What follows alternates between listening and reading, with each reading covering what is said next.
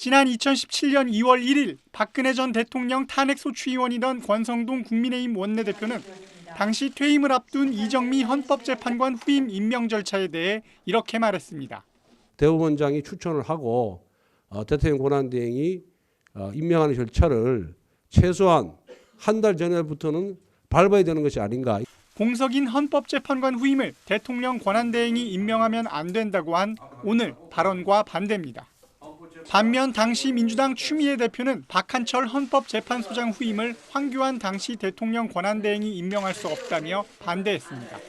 일각에서 황교안 대행이 신임 헌법재판소장을 새롭게 임명해야 한다는 황당한 주장을 펼치고 있습니다.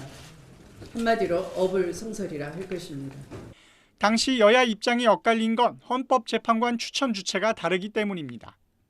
헌법 111조에 따라 헌법재판관 3명은 대통령, 3명은 국회가, 3명은 대법원장이 추천하는데 대통령목 헌법재판관은 권한대행이 임명할 수 없지만 국회와 대법원장 추천 몫은 권한대행이 형식적 임명권만 있어 임명 가능하다는 의견이 우세합니다.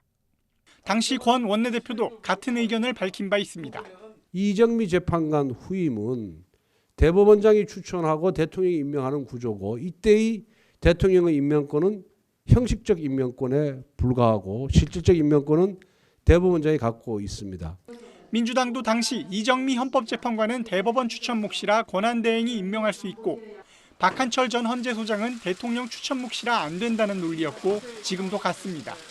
다만 박근혜 전 대통령 탄핵 당시 권한대행이었던 황교안 전 총리는 SNS에 자신의 사례를 설명하면서 헌재에서 탄핵이 인용되기 전에는 헌법재판관을 임명하면 안 된다고 여당 입장을 두둔했습니다.